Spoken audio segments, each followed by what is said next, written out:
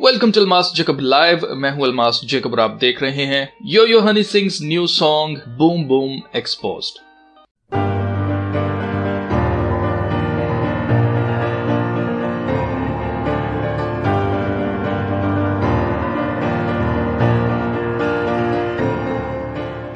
तो अजीजो, हनी सिंह को मैं पिछले कई सालों से एक्सपोज करता आ रहा हूं। अगर आपको याद हो तो मैंने सेटन गाना इसका जो आया था उसको भी मैंने एक्सपोज करके आपको सिंबलिज्म भी बताया था और ये भी आपको बताया था कि हनी सिंह की जो ऑडियंस है वो इंडियन है, उसमें ज्यादातर जो है वो हिंदू लोग हैं, उनका सेटन से क्या लेना देना। लेकिन इसने सेटन के ऊपर ही गाना क्यों बनाया था, शैतान के ऊपर। इसके अलावा मैंने आपको बताया था कि हनी सिंह 18 महीने के लिए गायब हो गया था इंडस्ट्री से और किसी को नहीं पता था कि ये कहां पर है। और जब ये सामने आता है तो उसके बाद ये बताता है दुनिया को कि इसको तरह तरह की चीजें दिखाई देती थी, अपने ही साय से डरता था, इसको दौरे वगैरह पड़ते थे, ये डर जाता था, बहुत अजीब इसकी हालत हो चुकी थी। और उसके बाद फिर इसने थोड़ी सी डॉक्टर्स की हेल्प ली, लेकिन डॉक्टरों से इसकी मदद नहीं हो रही थी। लेकिन 4 डॉक्टर्स बदलने के बाद फिर ये थोड़ा सा बेहतर हुआ और फिर ये सामने आता है। तो 18 महीने से ये कहां था, इसको क्या चीजें दिखाई दे रही थी, ये क्या कर रहा था, तो आप अच्छी तरह से जानते हैं 18 नंबर ये जानबूझकर इस्तेमाल करते हैं, क्योंकि 6 को अगर 3 दफा प्लस किया जाए तो वो 18 नंबर बनता है।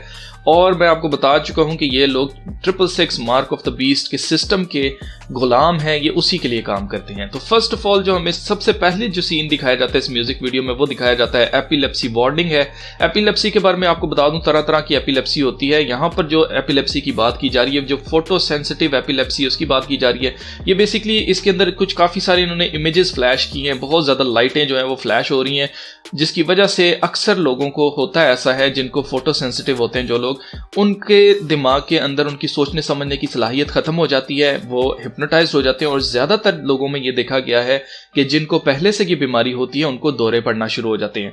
और एपिलेप्सी बेसिकली मिर्गी का दौरा होता है, और मिर्गी जितने भी तरह की है वो हमेशा यही देखा गया है कि दवाइयों से ठीक तो होते हैं लोग, लेकिन बहुत कम, ज्यादातर उनके लिए दुआ करनी पड़ती है और फिर वो ठीक होते हैं। बेसिकली ये स्पिरिचुअल एक मसला है एपिलेप्सी का। अब वार्निंग इन्होंने जानबूझकर 2 वजूहात से दी है। पहली वजह यह है कि जनाब ये चाहते ही नहीं है कि लोग रुक रुक कर देखें इस वीडियो को, और इसके अंदर जो सबलिमिनल मैसेजेस हैं, जो कि जादू आपके ऊपर किया जा रहा है, और वो कैसे जादू किया जा रहा है, हर चीज को उल्टा करते हैं, खुदा के कलाम को उल्टा करते हैं, वो सारा कुछ आपको दिखाता हूं। इसके अंदर से मैंने पूरे स्क्रीनशॉट्स के साथ, सबूत के साथ आपके साथ बात करने वाला हूं। और मैं आपको बताऊं कि इसके अंदर इन्होंने ऐसे ऐसे खुदा के कलाम की वर्सेस इस्तेमाल की हैं जिसको जानबूझकर इन्होंने जादू टोने के लिए इस्तेमाल किया है। और दूसरी रीजन इसकी ये थी क्योंकि वाकई इसके अंदर बहुत ज्यादा लाइटें फ्लैश हो रही है, और अगर किसी को मिर्गी का दौरा पड़ जाता है, अगर किसी की जान चली जाती है, तो इनके ऊपर इल्जाम ना आए, क्योंकि हमने तो पहले ही वार्निंग दे दी थी। अब पहली बात यह है कि अगर मेडिकली ये चीज इतनी खराब है तो आपने ये वीडियो बनाई ही क्यों है ऐसे। इनका मकसद आपकी भलाई करना नहीं है, इनका मकसद आपके ऊपर जादू टोना करना है, ताकि आप हमेशा इनकी चीजें कंज्यूम करते रहें।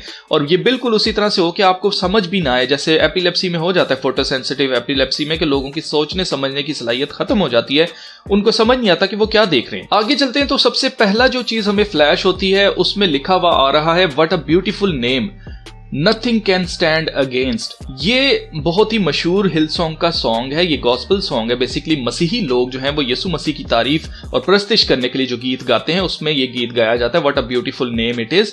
नीचे जो इन्होंने लिखा हुआ है नथिंग कैन स्टैंड अगेंस्ट, उसका नथिंग जो इन्होंने काटा हुआ है, आप नोट कर सकते हैं यहां पर काटा हुआ है। ये जादू टोना इसी तरह से किया जाता है, चीजों के मीनिंग को बदल दिया जाता है। अगर आप नोट करें तो जो चर्च ऑफ सेटन है उन्होंने अपनी बाइबल बनाई हुई है, जो कि बाइबल ही से लेकर इन्होंने सारा कुछ उल्टा करके लिखा है। जैसे अगर बाइबल में लिखा है कि खुदा ने इस दुनिया को तख्लीक किया, तो वहां पर लिखा होगा शैतान ने इस दुनिया को तख्लीक किया। अगर यहां पर लिखा हुआ है कि खुदा अच्छा है और शैतान बुरा है, हमारा दुश्मन है, तो वहां पर लिखा होगा खुदा बुरा है, खुदा हमारा दुश्मन है, और शैतान हमारा दोस्त है और हमारा खुदा है। तो इसी तरह से यहां पर आप नोट कर सकते हैं कि एक मशहूर गीत है, what a beautiful name it is Jesus, तो उसको इन्होंने यहां पर नथिंग को काटा हुआ है कि उसके खिलाफ कोई खड़ा नहीं हो सकता, ये बात की जा रही है गीत के अंदर। लेकिन ये लोग उसका मीनिंग चेंज कर रहे हैं कि नहीं, नथिंग कैन स्टैंड अगेंस्ट, नहीं स्टैंड अगेंस्ट, यानी कि कोई खड़ा हो सकता है उसके खिलाफ। आगे चलकर हमें अगले सीन में एकदम से फ्लैश करके दिखाया जाता है, बेसिकली यहां पर जीसस लिखा हुआ है, और आप नोट कर सकते हैं कि यहां पर और कोई स्पेलिंग आपको देखने को नहीं मिलेंगे। यहां पर जीसस के ही स्पेलिंग्स हैं, JESUS ही आपको यहां पर देखने को मिलेगा। फर्क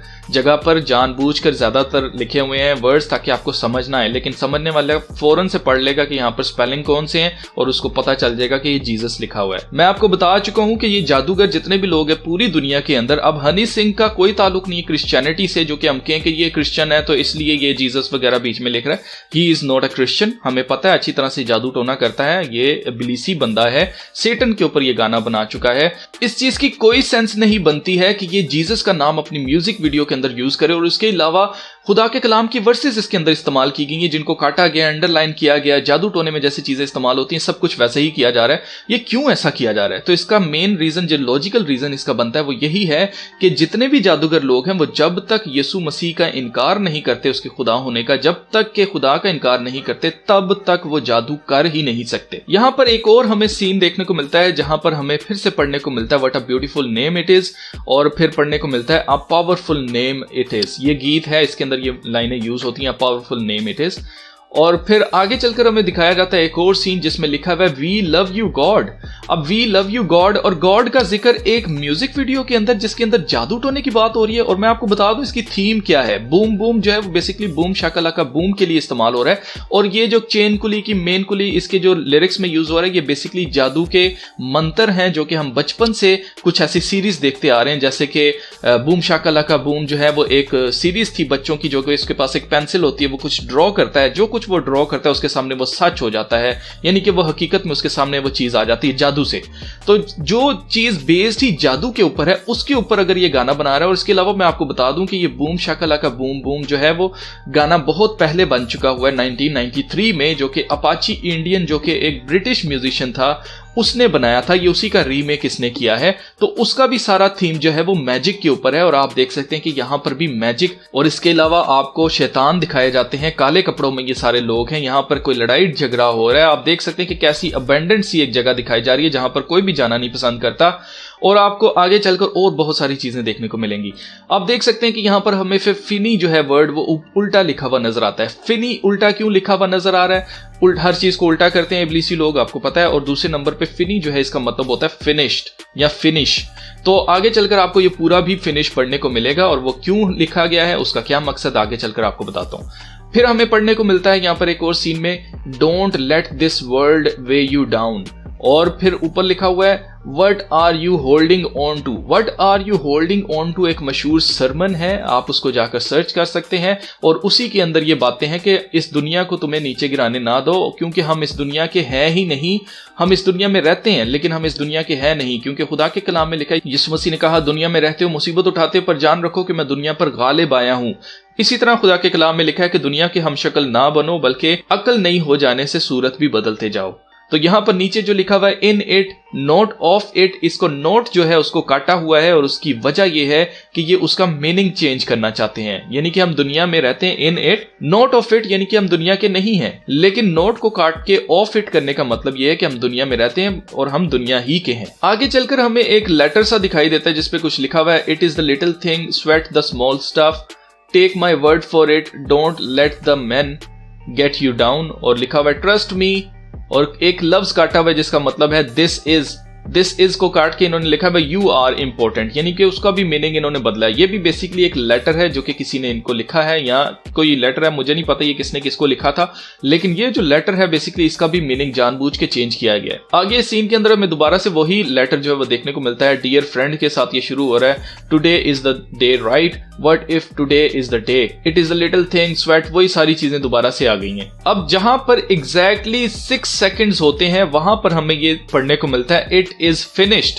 it is finished Yeshu Masih ने सलीब के ऊपर जब उनको लटकाया जाता है, जब वो अपनी जान देते हैं तो जान देने से पहले कहते हैं इट इज फिनिश्ड, यानी कि तमाम हुआ।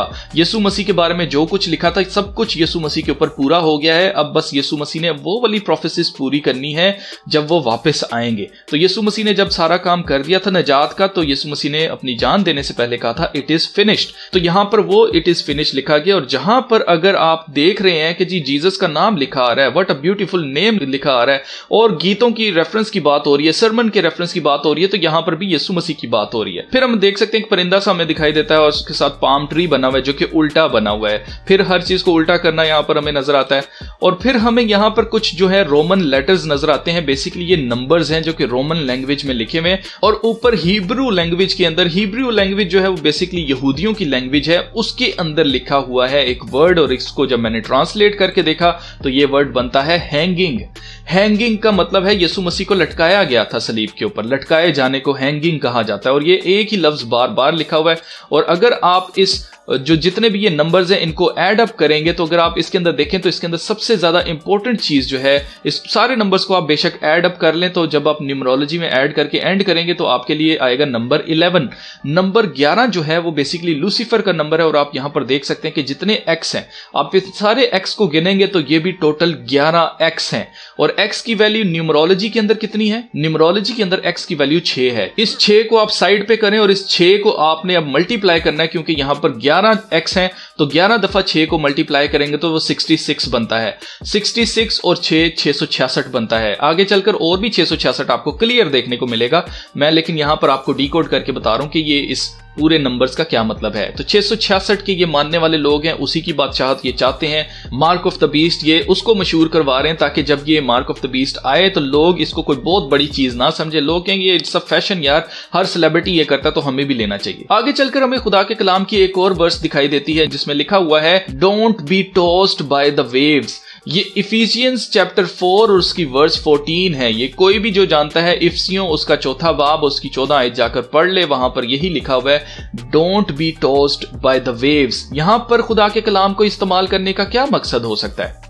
जादूगरी। आगे चलकर हमें दोबारा से और कुछ नंबर्स, डेट्स वगैरह देखने को मिलती हैं, टाइम देखने को मिलता है। और अगर आप इन सबको प्लस करते हैं, न्यूमरोलॉजी की तरह इसको ऐड अप करते हैं तो भी ये नंबर 18 बनता है। लेकिन यहां पर एक साफ नंबर 18 भी लिखा हुआ है और 18 का मतलब 666 है, मैं आपको बता चुका हूं। अब यहां पर सारे आपके डाउट्स क्लियर हो जाने चाहिए, क्योंकि यहां पर 2 पीटर्स चैप्टर 3 उसकी वर्स 8 to 9 लिखी हुई है। और कितने सेकंड पे आ रही है?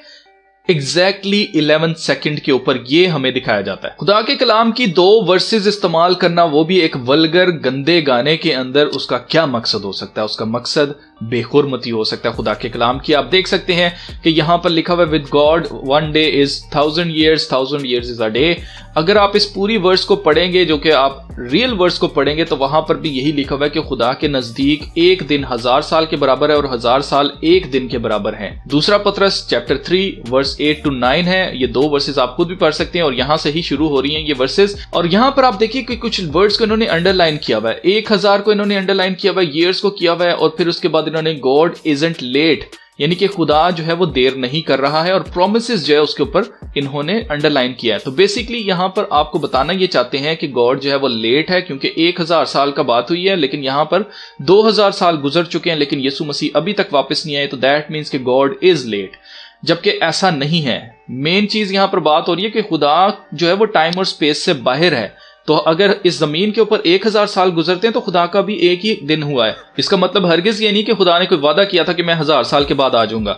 ये सब कुछ यहां पर जानबूझकर किया जा रहा है, आपको सबलिमिनली कंट्रोल करने के लिए, आपके माइंड को, आपको खुदा के खिलाफ करने के लिए। फिर अगले सीन में हमें जीसस जो है वही सेम लेटर्स जो है दोबारा से दिखाई देते हैं, और अब इस दफा ये उल्टे लिखे हुए हैं। उल्टा करना हर चीज को आपको पता है, ये इल्यूमिनेटी वाले, ये फ्री मेसनरी वाले, ये जादूगर लोग जो है वो उल्टा करते हैं। फिर नेक्स्ट हमें दिखाए जाते हैं 2 बंदे जो कि यहाँ पे पीछे खड़े हुए, और दीवार के ऊपर आप देख सकते हैं कि डीमंस बने हुए हैं। जब भी किसी भी हॉन्टेड शो को आप देखेंगे वहां पर आपको इस तरह की तस्वीरें बनी हुई जरूर देखने को मिलेंगी, क्योंकि इस तरह की अजीबो गरीब तस्वीरें जो है वो डीमंस के बारे में ही लोग बनाते हैं, ताकि दूसरों को खबरदार किया जा सके कि यहां पर एक डीमन रहता है। आप देख सकते हैं कि उसकी जो टेल बनाई गई है, जो उसकी दुम बनाई गई है, उसके पीछे जो है वो एक तीर सा बना हुआ है। अगर आपने हेलबॉय देखी होगी तो हेलबॉय की जो दुम थी वो भी बिल्कुल इस तरह की थी। नेक्स्ट फिर हमें ये कोई होमी दिल्ली वाला है शायद, जिसने हनी सिंह के साथ परफॉर्म किया है। तो आप देख सकते हैं कि ये सीढ़ियों के ऊपर बैठा हुआ है। अब ये सीढ़ियां ही इनको क्यों मिली? नीचे गंद पड़ा हुआ है और इतनी गंदी जगह है, यहां पर ये क्यों शूट करने के लिए आते हैं? क्या इनके पास पैसे नहीं कि अच्छी जगह चले जाएं? ऐसी बात नहीं है। ये जानबूझकर ऐसी जगहों को इस्तेमाल करते हैं जो अबेंडेंट हो, हॉन्टेड जगहें हो, क्योंकि इनका खुद लेना देना जो है वो शैतानियत से है, जादूगरी से है। तो इसलिए इसी तरह की जगहें जो हैं ये चूज करते हैं। और आप देख सकते हैं कि सीढ़ियां बनी हुई हैं।